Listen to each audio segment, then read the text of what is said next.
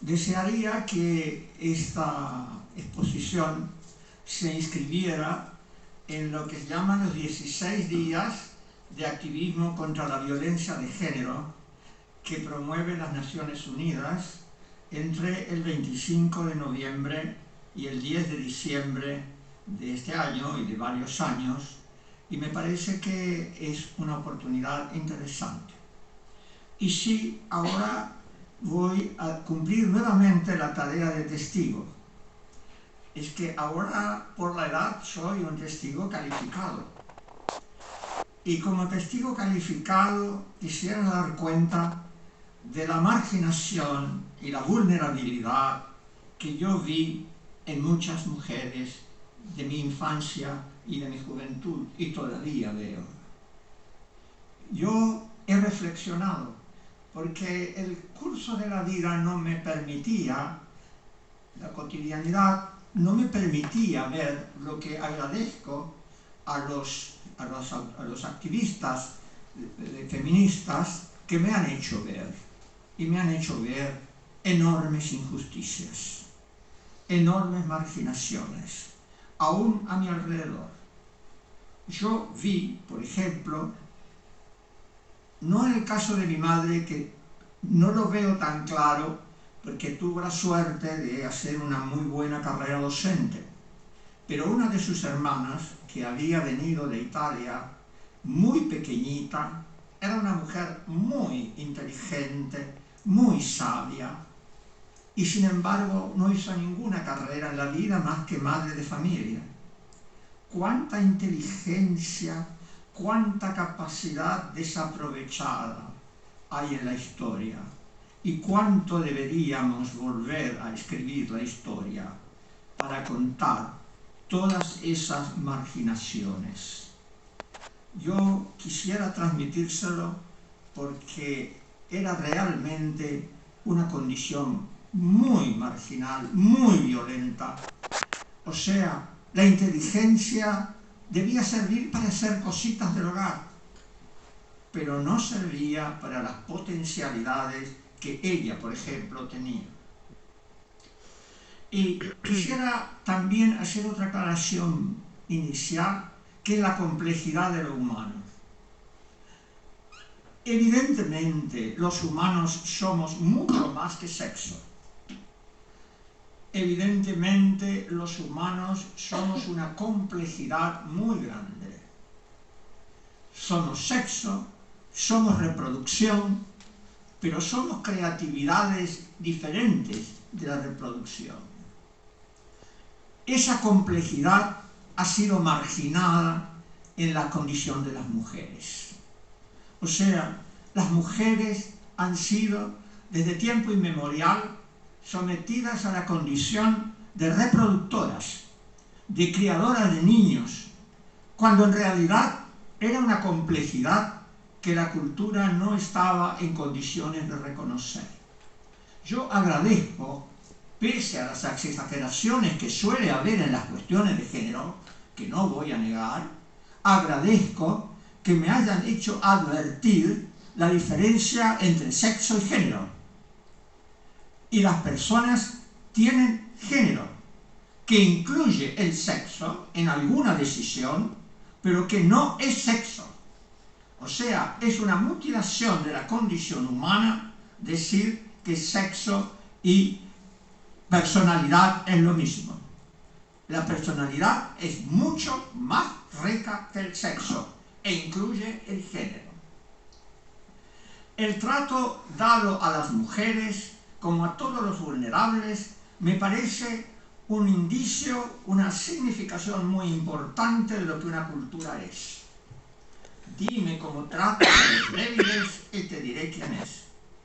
O sea, tratar a los poderosos, todos los tratan bien.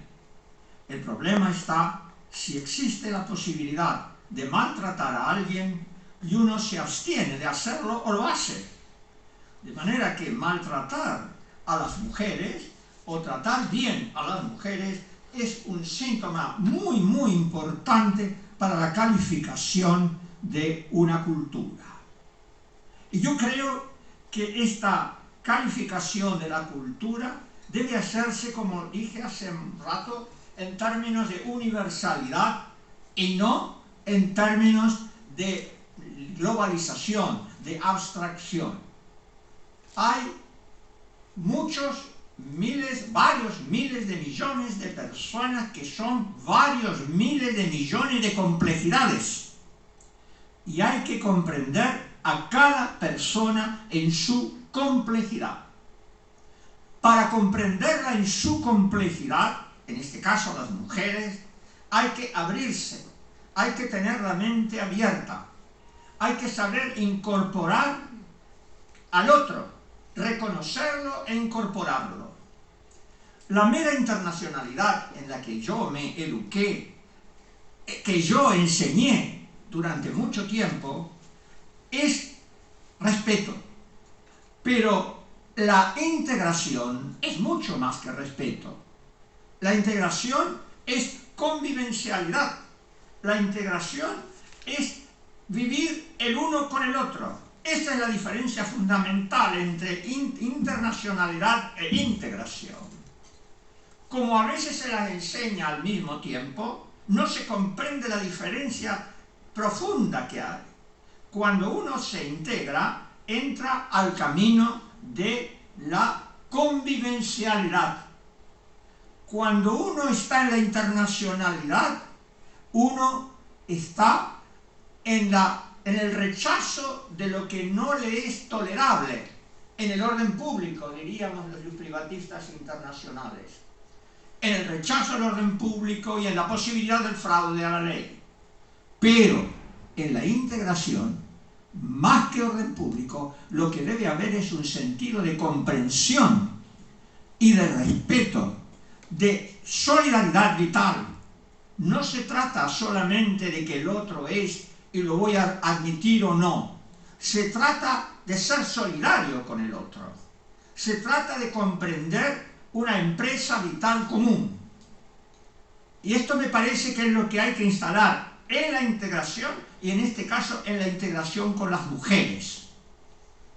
No una empresa vital común para que críe hijos y se quede en su casa. Una integración en una empresa vital común en que si las mujeres son, nosotros somos. Si las mujeres no son, nosotros varones no somos. Porque no somos en la plenitud de nuestras posibilidades. De modo que me parece que el reconocimiento de la complejidad de la mujer lleva en sí el reconocimiento de nuestro propio ser. Cada uno de nosotros ha conocido mujeres que le han permitido ser más plenos. Yo las conocí. Y como las conocí doy testimonio. Y como doy testimonio, me agradaría que cada uno comprendiera que si no logramos que las mujeres sean, nosotros seremos menos. Menos hombres. ¿Quieren que se los diga con todas las letras que los hace orgullosos? Menos hombres. Porque seremos menos humanos. Para comprender esa complejidad se necesitan modelos jurídicos y culturales importantes, amplios, que reconozcan la complejidad. Y entre ellos creo que está el tridimensionalismo trialista. Hay que considerar la situación de las mujeres en las tres dimensiones que construimos en el objeto jurídico. En la realidad social, en las normas y en los valores, integradamente. Porque la realidad debe expresarse lógicamente en normas y debe satisfacer las exigencias de valor. Y el valor debe realizarse en la realidad social y en las normas. O sea, las tres dimensiones son inescindibles, no son un pegote, son inescindibles. Nadie comprende el derecho en su plenitud si no comprende la vida cotidiana, si no comprende la lógica de la vida y si no comprende los valores y los integra. Ahora voy a tratar de referirme entonces a esas dimensiones partiendo de la dimensión sociológica. Les cuento, por ejemplo, que 1 de cada 3 mujeres en el mundo sufre violencia alguna vez en su vida. Hay que saberlo. Que según las estimaciones mundiales, más de 5 mujeres o niñas mueren a manos de un miembro de su propia familia cada hora. Son datos oficiales de la ONU, no son inventos. Y que hay un índice global de brecha de género. Y como mi país, nuestro país, es tan cuestionado en muchos aspectos, quiero decirles que en el índice mundial de respeto hacia las mujeres no está tan mal ubicada. En este índice mundial, Islandia ocupa el primer lugar. El segundo lo ocupa Noruega. El tercero, Finlandia.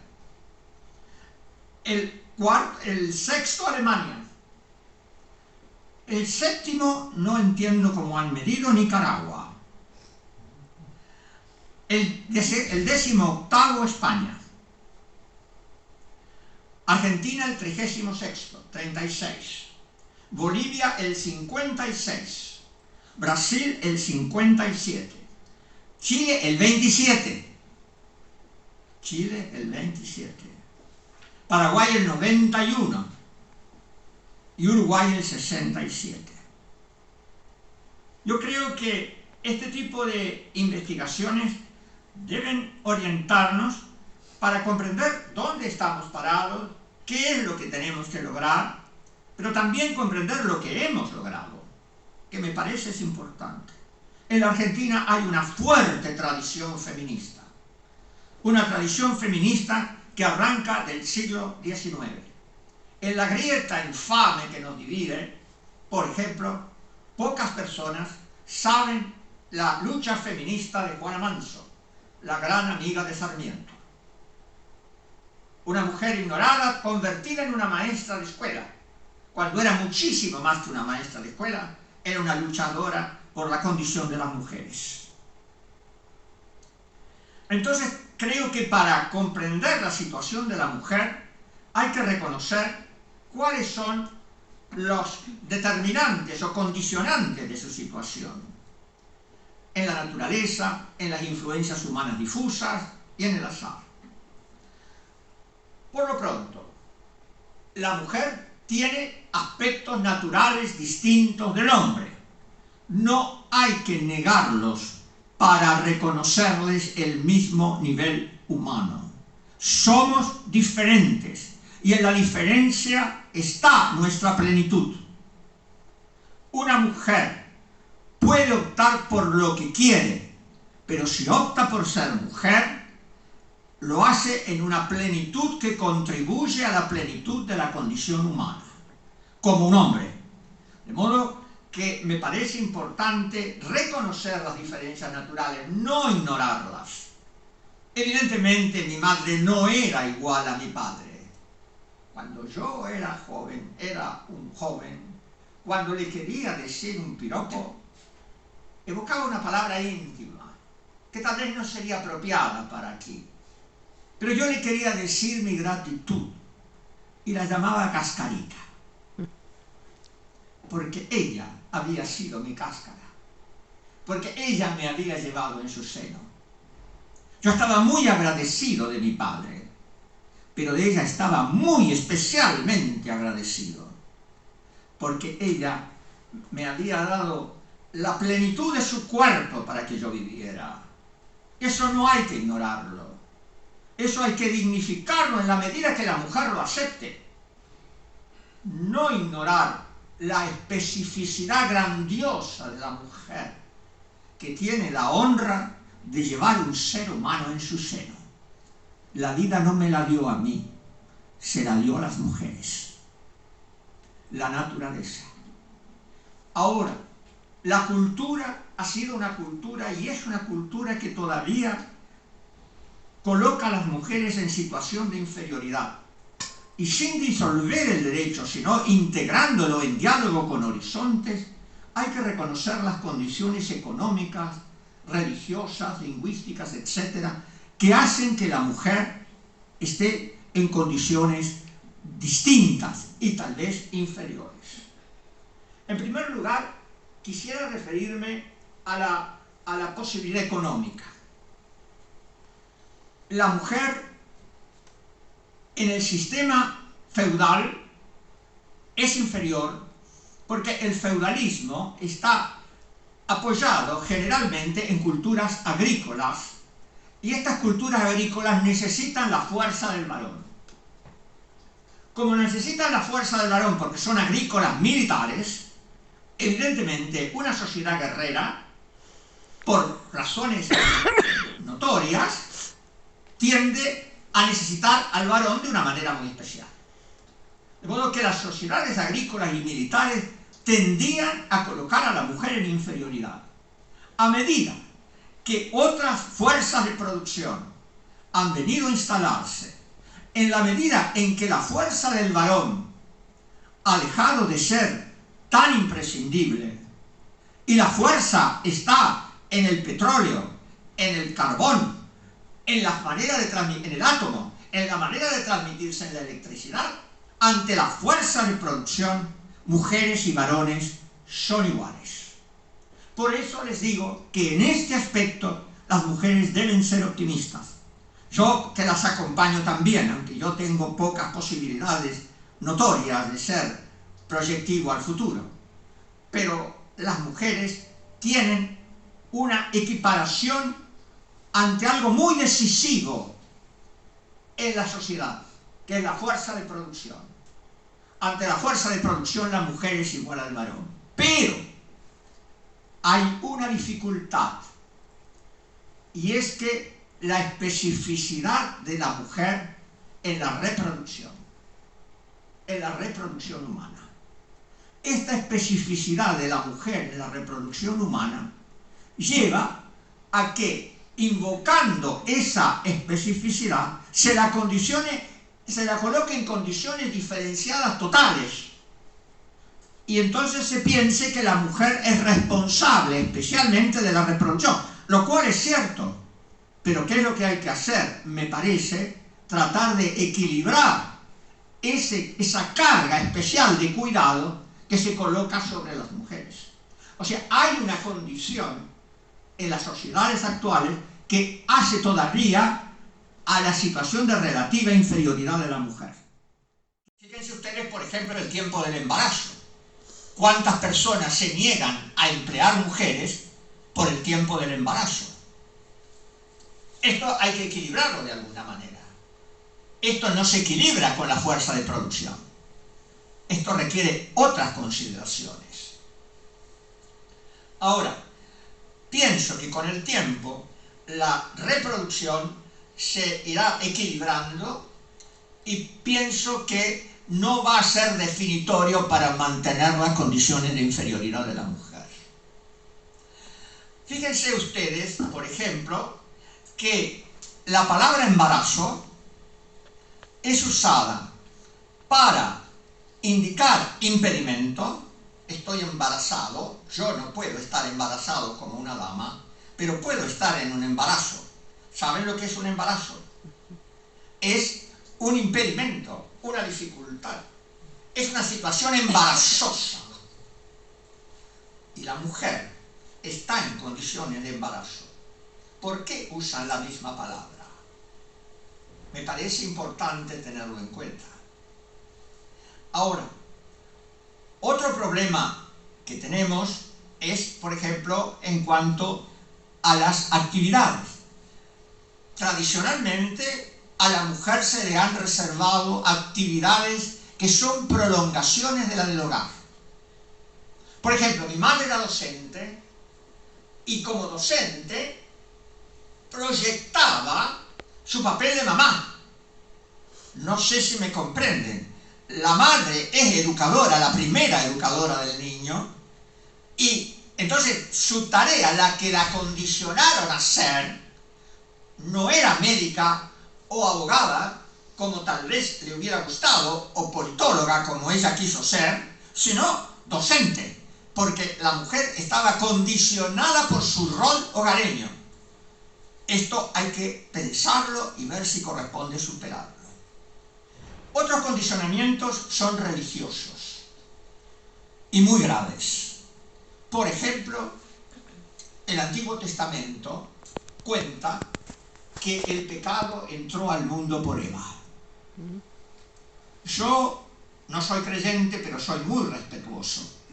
Ahora, esto hay que explicarlo muy bien. El pecado no entró al mundo por Eva.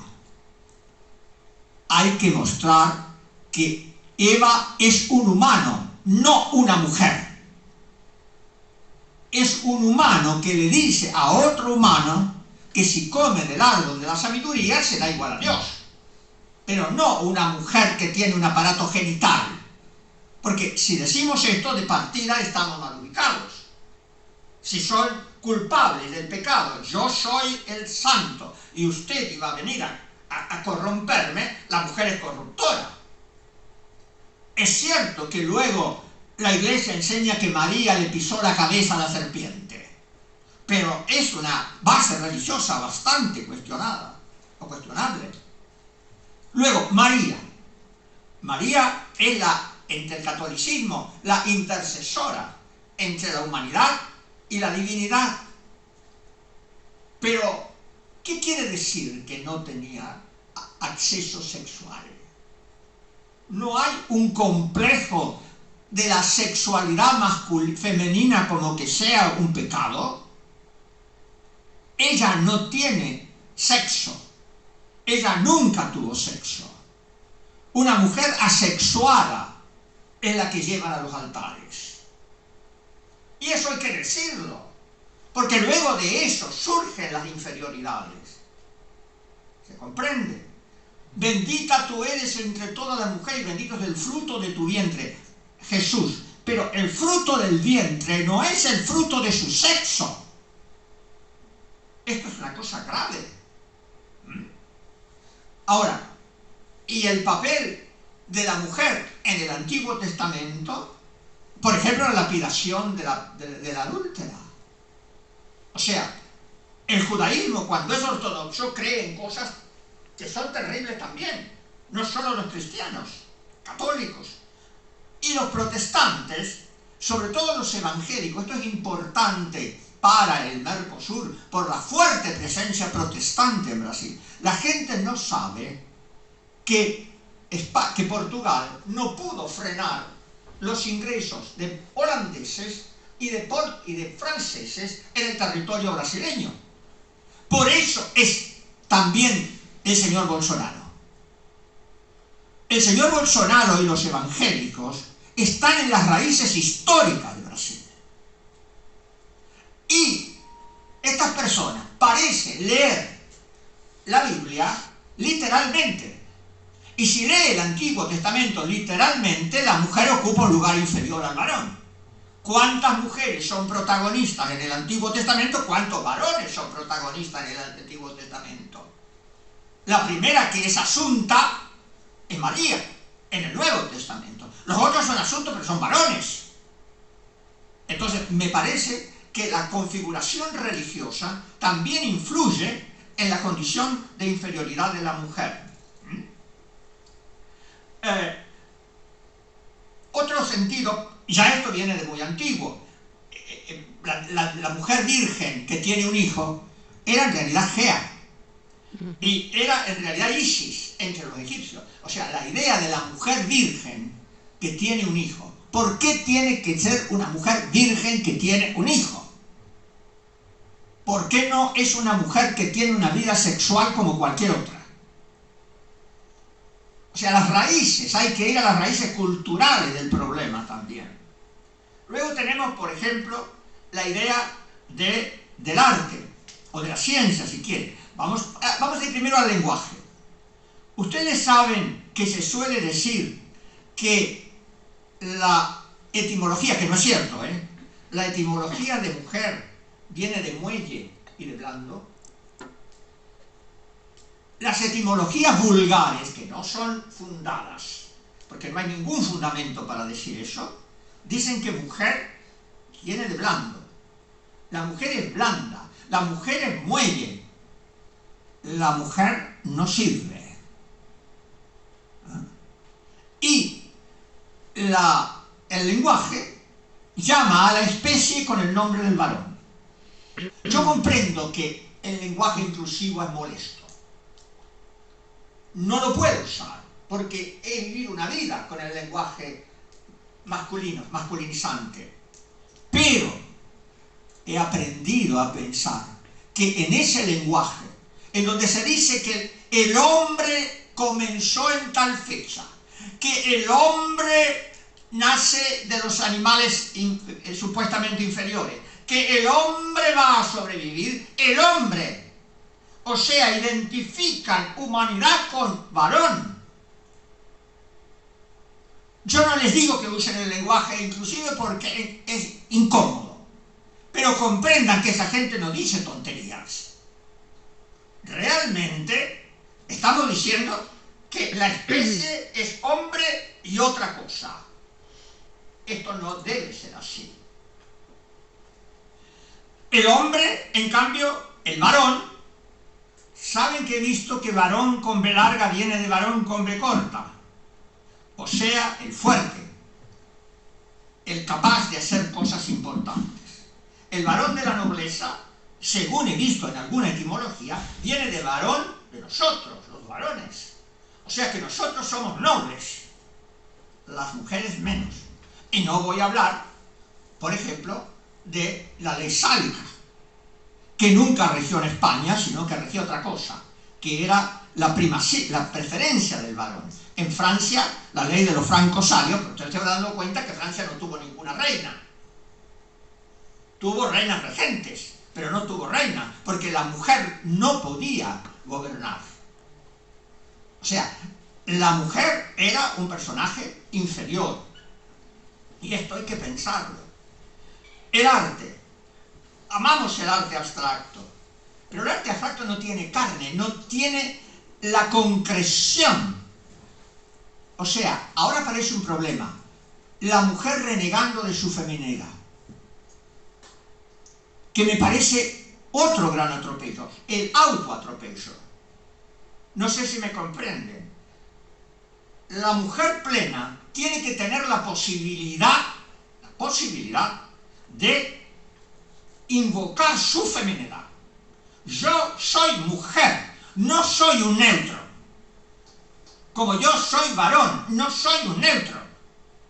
Si usted quiere ser neutro, séalo, y yo lo voy a respetar en la plenitud. Pero la mujer tiene que tener la posibilidad de reconocer su feminidad. El arte abstracto hace que mujer y varón pierdan su identidad diferenciada. Y el arte abstracto es el arte que empezó a reinar en el siglo XX. O sea, no es que todo sale de un repollo. El arte abstracto es una manera de borrar las particularidades de cada humano. Reconozco que con la Edad Media las hacía todas vírgenes. Y sin más o menos sexo. La Edad del Renacimiento las hizo atractivas sexualmente.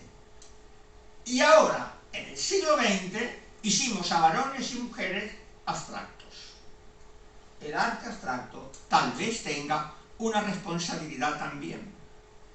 Ustedes, yo amo el tango, pero ustedes han escuchado la letra de los tangos. ¿Cómo se pudo escribir eso? Y yo, cuando era chico, me seducía. Las pruebas de la infamia las traigo en la maleta, las trenzas de mi china y el corazón de él. Yo creo que hay pocas cosas en que el arte puede ser tan machista. El tango es nuestra expresión, pero hay que descubrir qué es lo que hay allí, y me parece que eso debe tenerse en cuenta. La mujer renacentista, barroca también, es abundante. La mujer de hoy es delgada. Tiene vergüenza de sus formas. ¿Por qué tiene vergüenza de sus formas? ¿Por qué tiene que ser tan delgada? ¿Por qué no se tiene que ver la plenitud de su cuerpo en sus posibilidades? Luego se enferman. Se enferman porque la fuerzan a hacer lo que no tiene que ser. No sé si me comprenden. El arte empuja la discriminación sin darse cuenta. Si yo tengo libertad de no comer, ¿pero qué significa el modelo de la mujer ultradelgada? La mujer que no tiene los senos abundantes con que da de comer a su hijo. ¿Qué significa? En cuanto a la educación escindida. Cuando yo iba a la escuela, las instituciones influidas por la Iglesia, aún instituciones estatales, eran diferenciadas por sexo. Yo en la escuela secundaria tuve solo varones de compañeros. En la primaria no. Y lo recuerdo con gran afecto. Pero en la secundaria, varones por aquí y mujeres por allá. Porque a las mujeres había que prepararlas en gran medida para que fueran amas de casa. Y a nosotros para que fuéramos gobernantes. Eso es lo que hacía la educación. O sea, no son cosas que se le ocurrieron a 4 feministas. Las viví yo. Por eso estoy dando testimonio. La historia. ¿Cuántas heroínas y cuántos héroes? Rascando en la historia de Francia, todos héroes y Juana de Arco. En España un poco mejor, porque tuvieron la Isabel. Pero ¿cuántas mujeres en la historia comparada con cuántos varones en la historia? Las hemos anonimizado. Primero las mandamos al anonimato y luego, claro, resultaban anónimas. Las mandamos a la casa y luego, claro, no escribían la historia de la vida cotidiana. Afortunadamente ahora se escribe la historia de la vida cotidiana y la historia de las mujeres. Eso hay que mostrar. La historia de las mujeres, de aquellas anónimas que hacían a la vida de la especie. Y entonces, en la Argentina, por ejemplo, las concepciones del mundo. Una cosa es la mujer peronista y una cosa es la mujer anglo-francesada, liberal. Obviamente la mujer peronista tradicional es más ama de casa. La mujer ama de casa. Aunque hay que reconocerlo, y la historia se la llevó puesta, que una de las grandes promotoras de la condición de la mujer en la Argentina fue Eva Perón. En 1926 le dieron derechos civiles que faltaban, y en 1947, por obra de la señora María Eva Duarte de Perón, lo digo con todas las letras para que me pongan el San Benito de peronista si le da la gana, que no me cabe, por obra de ella, les dieron los derechos políticos a la mujer. Y yo recuerdo incluso que mi mamá, con cierto asombro y gratitud, aunque no era admiradora de la señora, decía, ahora vamos a votar. Yo tenía 5 años. Y recuerdo, porque mamá lo dijo con mucho énfasis, ¿no? Yo no sé si estaba contenta o sorprendida. Dijo, ahora vamos a votar. Era una docente que hizo una gran carrera como docente. Pero ahora vamos a votar. O sea que mamá era docente pero no podía votar. El anonimato en la grieta. Pero lo hizo Eva Perón. O lo hizo Juana Manso. Y si lo hizo Juana Manso, no existe para los peronistas. Y si lo hizo Eva Perón, no existe para los antiperonistas. Y la historia se traga a la gente concreta. Luego, claro, se decide. ¿Y quiénes deciden? ¿Quiénes reparten? Generalmente mujeres. Varones, digo. Los varones son más repartidores que las mujeres. Tanto es así que repartidor, y no se dice repartidores. Repartidor, el que reparte, el que conduce, es principalmente el varón. Luego uno puede pensar que conductor es la mujer. Voy a tratar de apurarme porque ya me estoy excediendo, pero conductor es el varón, el hombre conduce. Y algunos dicen, sí, pero la mujer está atrás y lo influye. ¿Atrás? ¿Por qué tiene que estar atrás? ¿Por qué tiene que estar atrás? ¿Por qué no hay que nombrarla? ¿Ustedes saben lo que a mí me costó llevar el apellido Carlani?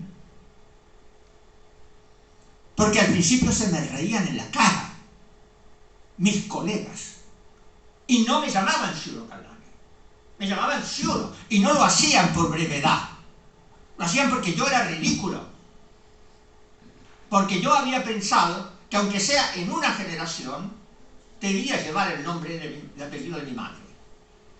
Entonces digo, ¿quién reparte? ¿Quién conduce? El varón, principalmente el varón. ¿Quiénes se benefician en la vida y quiénes se perjudican? ¿Cuándo las mujeres han sido beneficiadas y cuándo han sido perjudicadas?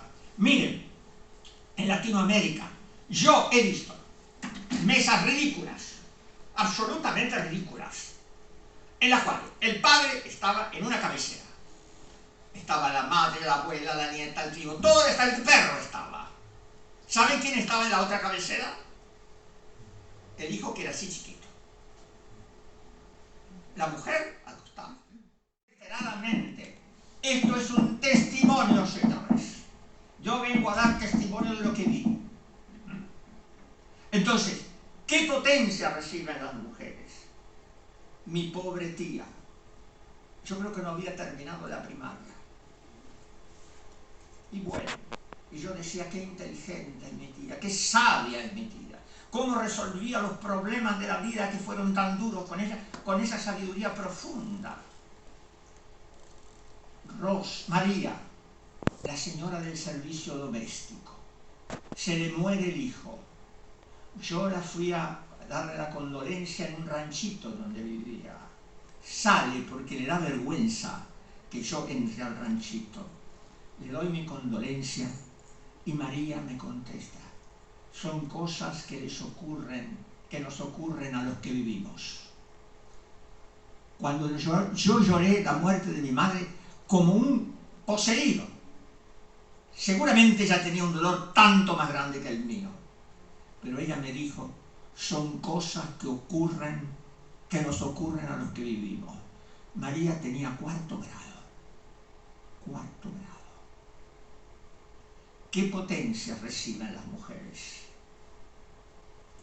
Cuando se las escucha. Recuerdo, siempre testimonio, que una prima de mi madre, que era docente, se quejaba de que su padre le hacía callar la boca. El padre era fascista, porque eran italianos, somos todos italianos. Era un fascista convencido. Y esta mujer no era fascista, pero no podía decir una palabra, porque el padre imponía sus ideas fascistas. ¿Cuándo escuchan a las mujeres? ¿Cuándo escuchaban a las mujeres? ¿Me lo quiere usted explicar? Porque a mi tía prima no la escuchaba. Esto es lo que hay que saber. ¿Y cómo fundamentaba mi mamá? Testimonios. Me contaba que un tío de ella a las hijas le decía, al marido como Dios te lo manda, te lo aguantas. ¿No lo escucharon? Yo sí, claro, Diego dice no. Claro, lo mío ocurrió hace 70 años, más. Al marido como Dios te lo manda, te lo aguantas. Porque si no, estaba la prostitución afuera. Porque no tenían ninguna preparación para la vida las primas de mamá. Entonces, ¿qué fundamentación hay? Porque sí. Luego los repartos son autoritarios y autónomos. Entonces hay un señor ahora que dice, todo lo que se acuerda está bien. Pero señor, la mujer no puede consentir en inferioridad de condiciones. No puede consentir. Otra experiencia. Cuando yo estaba en primer año de la universidad, tenía un profesor que era juez de instrucción. Entonces nos dijo, ¿sabe cuál es el gran problema que tengo? El gran problema que tengo es que cuando las mujeres son lesionadas, con lesiones graves, nosotros queremos obrar de oficio. Y ellas nos dicen que para eso es su hombre, para pegarme. O sea, eso era el reparto autónomo. Que a mí me maten si eso es reparto autónomo. Para eso es mi hombre, para pegarme. El Estado tiene que estar presente para proteger a los vulnerables. ¿Entienden? Bueno. Entonces, reparto autónomo y autoritario. La autonomía a veces es falsa, como la autonomía del consumidor. Eso es falso. Luego la planificación y la ejemplaridad. Hay que planificar la condición de las mujeres y hay que desarrollar la ejemplaridad, la costumbre de respetar a las mujeres. Vivimos peleando contra la delincuencia y el femicidio, porque no basta con el plan de gobierno. Podemos poner todas las leyes que se nos canten las ganas. Si no hacemos razonable el respeto a las mujeres, van a seguir matándolas, ya se lo conté. Tenemos que lograr que la sociedad asuma que deben respetarlas. Y no escribirlo solo en leyes, porque las leyes son lindas, pero las palizas y la muerte las reciben las mujeres concretas. Miren la televisión. Y luego, límites. Hay límites, lo que queramos no es escribirlo. A veces no ocurre porque hay límites. Por ejemplo, límites psíquicos, el machismo. Límites sociopolíticos, el poder del caudillo. ¿Cuántos caudillos y caudillas hay en la historia argentina? Yo pregunto, ¿cuántos caudillos hay en el norte argentino? Un poquito, hay uno en Catamarca, Villa de Lucía, no me acuerdo cómo se llamaba, la gobernadora de Catamarca. Los demás, varones. Siempre varones. Digo, hay que entender que hay límites. Límites socioeconómicos.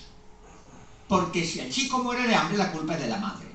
Como ella lo tuvo que alimentar al principio, sigue la continuidad. Entonces el chico muere de hambre, la culpa la tiene sobre todo la madre que no salió a buscar comida. Todo es así. Límites socioeconómicos. Y luego cuando le damos un subsidio a la maternidad, dice que tiramos la plata. Hay que dar subsidio a la maternidad. No hay que prohibir el aborto. Hay que subsidiar el nacimiento. ¿Entienden castellano? Prohibir el aborto es pisotear a la mujer. Subsidiar el nacimiento es dignificar a la mujer y a la vida nueva. Pero dicen que tiramos la plata. Ahora espero que no salgan a decir que tiramos la plata cuando subsidiamos a la maternidad. Es capaz que me lo dicen. Yo no tengo la culpa, yo no hice nada para que eso ocurriera. Luego tenemos la dimensión hormológica, sobre la que he hablado un poco y han hablado mis antecesores, de modo que no voy a hablar. Simplemente diré que tenemos, para honra nuestra, una convención de los derechos de las mujeres en nivel constitucional. Incluso tiene un protocolo especial que, para su aplicación, que me parece, también lo hemos aprobado y que me parece muy interesante. Evidentemente, la protección de las mujeres tiene nivel constitucional, nivel legal. Mucho hemos escrito, pero a las mujeres les siguen pegando y las siguen matando. Esto es lo que quiero decir. Y luego los valores. Y en los valores, y ahora voy acerca del final, una noticia buena entre tantas. La dimensión axiológica dice que hay que hacer justicia. Hay que reconocer y desarrollar los títulos de legitimidad de las mujeres. O sea, hay que permitirle a las mujeres desarrollar toda la legitimidad de que somos capaces.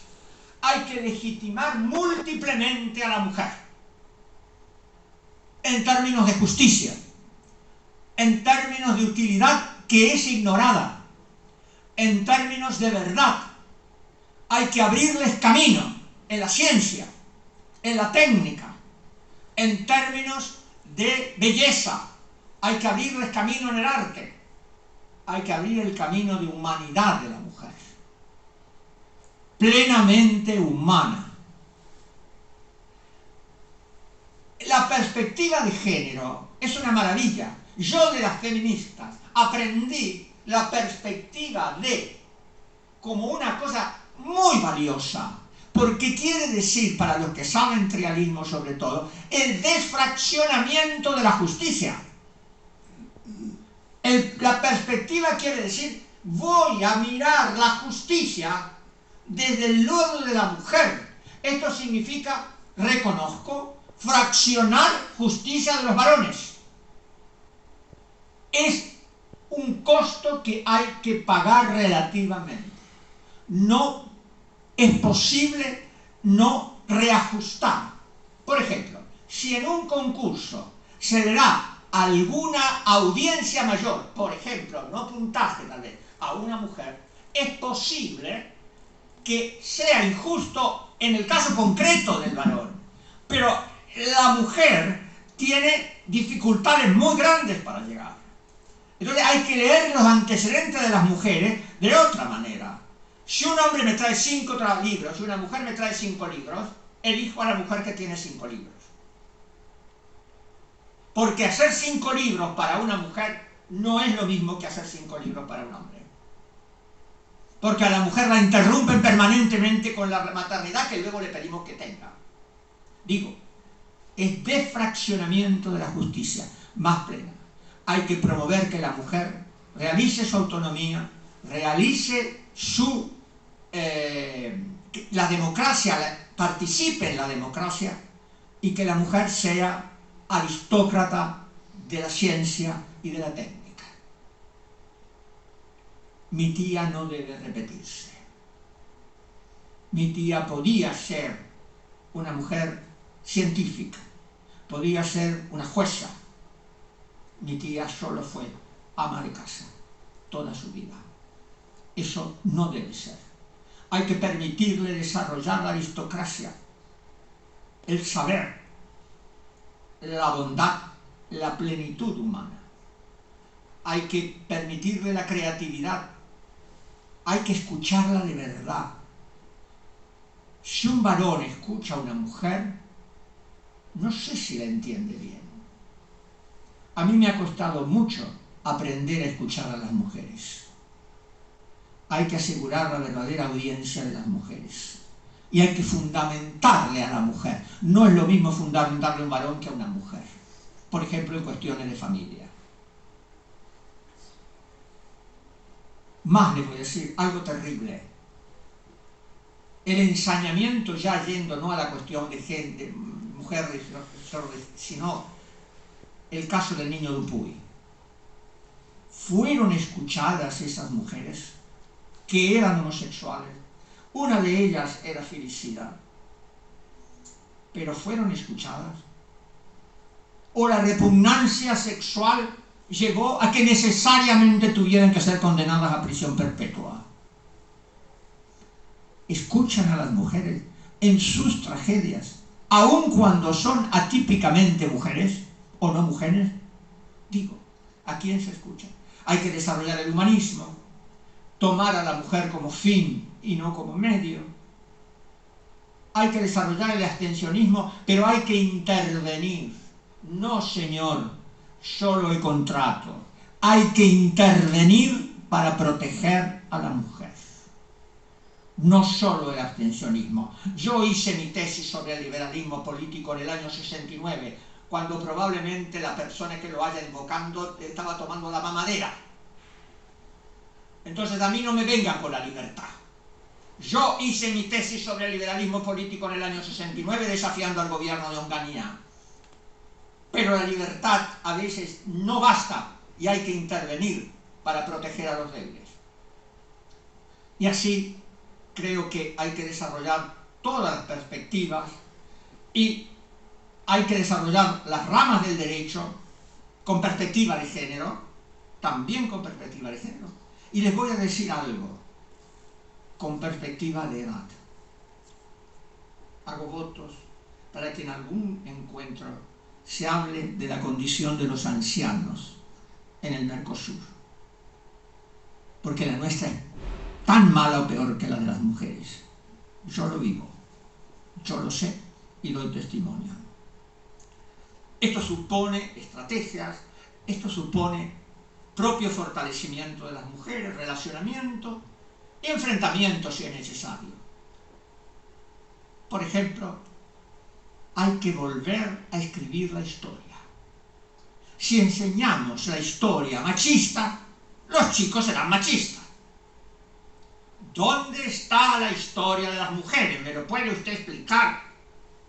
¿Dónde está la historia en la filosofía de Hipatia, a quien yo aprendí a conocer, a la pobre, genial directora de la biblioteca de Alejandría, que violaron y mataron a los golpes los cristianos, posiblemente los cristianos? ¿Dónde está en la historia de la filosofía Hipatia? ¿Me lo puede usted contar? ¿Y dónde está en la historia argentina Juana Zurduy? No está. Las mujeres no están en la historia casi nunca. Hace poco, una presidenta, porque los argentinos somos así, y ya termino, los argentinos somos desbordados, vamos para un lado, vamos para el otro, porque no tenemos sentido de la realidad, creyó que había que cambiar la estatua de Colón, que nos trajo a Sócrates, señores. Colón trajo a Sócrates. Colón trajo a Platón. Colón trajo a Aristóteles. Colón trajo el Corpus Juris. Colón trajo todo eso, ¿o no? Había que cambiar la estatua de Colón para poner a Juana Zurduy, porque no puede sumar Colón y Juana Zurduy. Y lo dice alguien que siente una gran admiración por Juana Zurduy.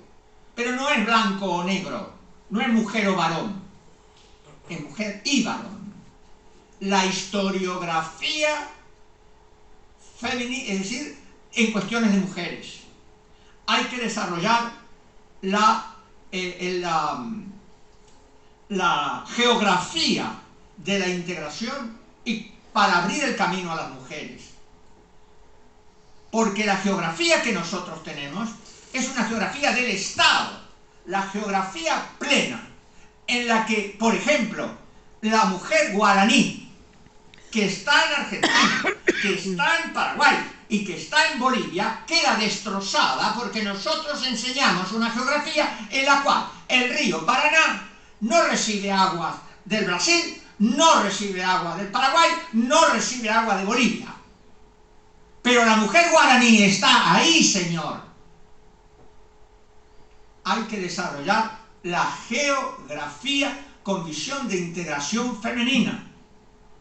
Y hay que desarrollar la antropografía con visión de mujer, de integración y de mujer. Por ejemplo, hay que desarrollar la idea de la lengua de la familia lingüística tupí-guaraní, que hablaban mujeres, que todavía hablan mujeres, y que es ignorada por la mutilación de la región por intereses que vinieron de Europa. La familia lingüística tupí-guaraní empieza en Carcarañá y termina en el Amazonas. Nosotros hemos hecho pedacitos, y en esos pedacitos nos hemos llevado puestos a varones y a mujeres. Les agradezco mucho, profundamente, la larga atención que me han prestado, y hago votos para que con profundo sentido de la realidad, no con realismo, con profundo sentido de la realidad concreta, piensen la lógica del derecho y piensen los valores. Y allí van a descubrir aspectos que debemos a las mujeres. Muchas gracias.